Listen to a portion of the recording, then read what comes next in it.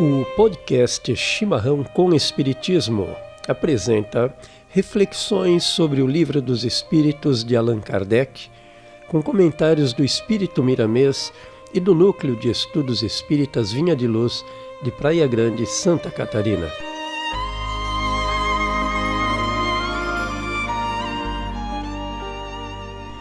Neste programa abordaremos a questão de número 115.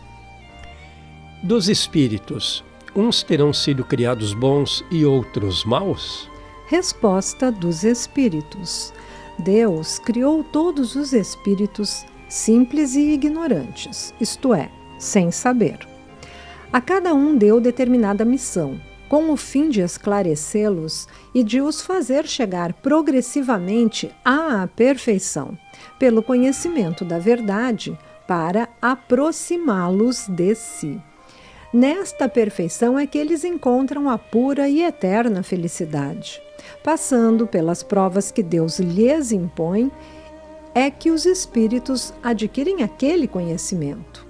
Uns aceitam submissos essas provas, e dos espíritos chegam mais depressa à meta que lhes foi destinada. Outros só a suportam lamentando, e pela falta em que desse modo incorrem, permanecem afastados da perfeição e da prometida felicidade. Questão 115A. Segundo o que acabais de dizer, os espíritos em sua origem seriam como as crianças, ignorantes e inexperientes, só adquirindo pouco a pouco os conhecimentos de que carecem com o percorrerem as diferentes fases da vida? Resposta dos espíritos. Sim, a comparação é boa. A criança rebelde se conserva ignorante e imperfeita. Seu aproveitamento depende da sua maior ou menor docilidade. Mas a vida do homem em termo, ao passo que a dos espíritos se prolonga ao infinito. Traremos agora então o comentário do Espírito Miramês. Os progressos usados por Deus para a criação das almas são engenhosos. No entanto, as explicações dadas, conhecidas de todos os espíritos, são simples. Miramês ainda nos diz que Deus cria os espíritos simples e ignorantes, para que a perfeição venha pelo esforço de cada um, na passagem do tempo. O Senhor criou todos iguais, por ser um Pai amoroso e santo, considerando todos como seus filhos. Não existe imperfeição nas obras do Criador, por ser Ele perfeito. Trazemos agora, então, uma fala de Allan Kardec, que está no capítulo 17 do Evangelho segundo o Espiritismo, Sede perfeitos. E Kardec, então, nos diz que a virtude, no seu mais alto grau, é o conjunto de todas as qualidades essenciais que constituem o homem de bem. Amigos, desenvolver e lapidar essas virtudes ou esses valores imortais é tarefa de caráter intransferível, a que todos nós, sem exceção, estamos compromissados, de forma consciente ou não, nas sucessivas experiências reencarnatórias. Pois bem, continuamos com os comentários do Miramês. Entendamos a evolução dos espíritos como o despertamento dos valores imortais, que estão em estado latente em cada um de nós. E o próprio tempo está encarregado de nos acordar para a realidade da vida, mas sendo ele lento, cabe a nós outros ajudar esse tempo que é o mesmo Deus operante. Os nossos esforços serão compensados porque aceleramos nosso avanço e a ignorância fica tendo outro prazo. Não é muito fácil verter as leis espirituais para a linguagem humana. Encontramos inúmeras dificuldades pela limitação das condições da Terra. Fechamos aspas aí então para o Miramês e fazemos o comentário. Nós sabemos que estamos num orbe de provas e expiações e que, devido à condição espiritual e da força de vontade e despertamento de seus habitantes é que vamos atenuar ou prolongar o tempo da escalada que fazemos rumo à nossa evolução. Porém, se pararmos para pensar e tentarmos olhar para trás, veremos que hoje somos melhores do que já fomos ontem, pois que já fomos um espírito primitivo.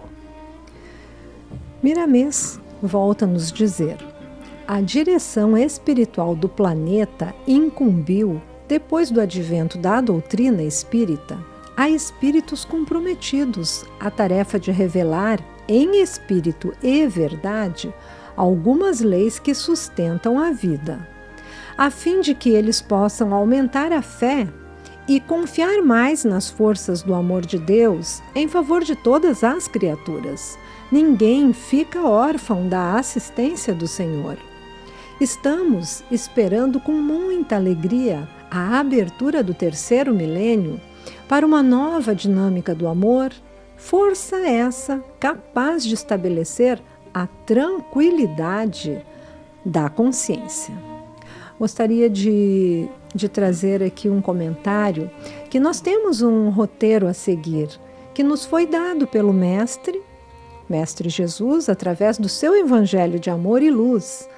E estudando a doutrina espírita, nós aprendemos que o Cristo tem uma pleiade de espíritos que trabalham com amor na sua seara, a fim de ajudar os irmãos que estão na retaguarda, neste orbe azul, e que palmilham o caminho da perfeição em direção a Jesus. Fazendo um comentário ainda do Espírito Miramês, ele nos diz que a falta do amor nos corações humanos é que predispõe muitos movimentos sociais a caminhos errados, de modo a faltar o necessário para a maior parte dos seres humanos. A carência de muita coisa na Terra, e o ponto nevrálgico é a falta de saúde, por faltar o remédio principal, o entendimento.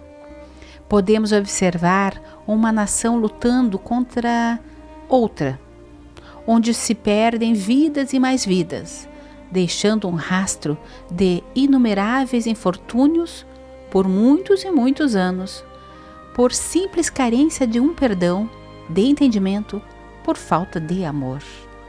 A ciência, por enquanto, ainda não resolveu o problema primordial do homem, a cura integral partindo da transformação para o bem. Amigos, a nossa contribuição sobre esse comentário do Espírito Miramês é que essa falta de amor, de que nos adverte esse amigo, então, Miramês, é consequência de vidas vazias, que dão valor aos apelos materiais em todos os sentidos, levando as pessoas a não preencherem suas vidas com o que realmente faz bem e traz paz. Amor e solidariedade para com ela mesma e para com o próximo. Em tempos em que imperam o egoísmo e o orgulho desmedido, as pessoas e, consequentemente, as nações acabam se digladiando, gerando desde pequenos desentendimentos a guerras internacionais. E continuamos com o Miramês. Alicercemos o amor em nossas vidas em primeiro lugar, para depois então buscarmos saber por que, com a sabedoria orientada por ele, poderemos atingir a terra da promissão ideada por Moisés, o paraíso visualizado pelos profetas e os céus dos cristãos, e ainda mais, a tranquilidade imperturbável da consciência muito falada pelos espíritos. Pois bem, e damos também mais uma contribuição, informando que nós já estudamos que as mudanças devem começar por nós, ou seja, devemos nos reformar a fim de sermos pessoas melhores. Primeiramente em casa, com nossas famílias, com os amigos, no nosso trabalho e socialmente, pois que as nossas atitudes atingirão a todos que nos cercam.